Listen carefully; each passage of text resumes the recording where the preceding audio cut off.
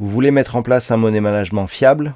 Vous voulez connaître des stratégies de trading simples mais efficaces? Alors achetez mon dernier livre Maîtriser la bourse, un livre indispensable pour réussir en bourse.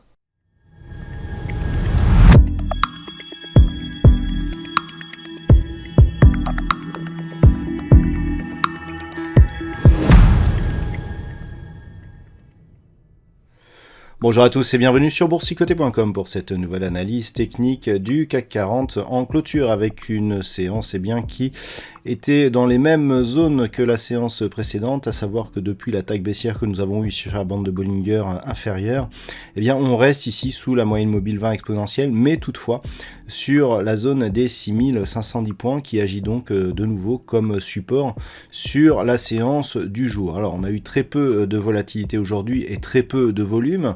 Du point de vue des indicateurs, c'est vraiment flat, avec ici des histogrammes du MACD qui évoluent très proche de leur zone d'équilibre, mais dans une dynamique très légèrement baissière.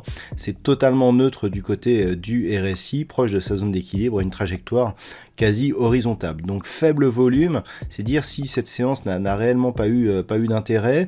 Nous sommes dans l'attente de la Fed, donc qui définira sa politique monétaire demain dans l'après-midi. Ce sera d'ailleurs l'occasion d'un trading live.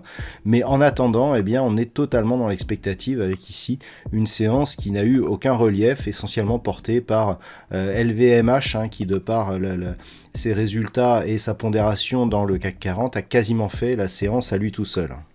Donc au palmarès des hausses aujourd'hui, nous avons des valeurs comme Unibail, Engie, Alstom et Total Energy, suivi d'ArcelorMittal, et donc qui sont dans le palmarès des hausses. Et au niveau des baisses, on retrouve des valeurs comme Pernod Ricard, Worldline, Danone et Kering, le secteur du luxe d'ailleurs qui a pas mal souffert sur cette séance. Alors, que dire? On n'a aucun signal, si ce n'est que suite au contact avec la bande de Bollinger inférieure hier, on reste sous la moyenne mobile 20 exponentielle, ce qui s'apparente donc à un début de dynamique baissière.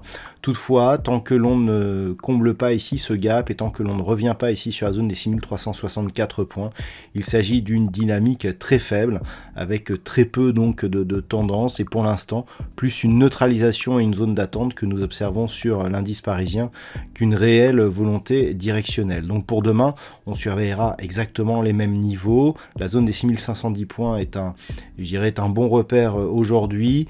On n'a rien à la hausse tant qu'on ne casse pas ici à minima cette zone des 6644 points.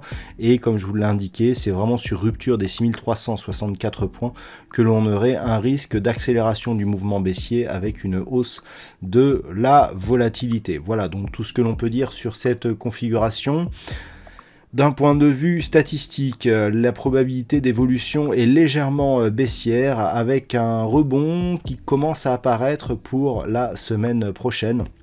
Donc pour l'instant en tout cas c'est neutre avec une légère dynamique baissière en tout cas du point de vue des statistiques. Voilà donc pour ce point CAC 40 en clôture, je vous souhaite de passer une très bonne soirée. On se retrouve dès demain donc pour d'autres analyses techniques et pour un training live toujours sur le site boursicoté.com.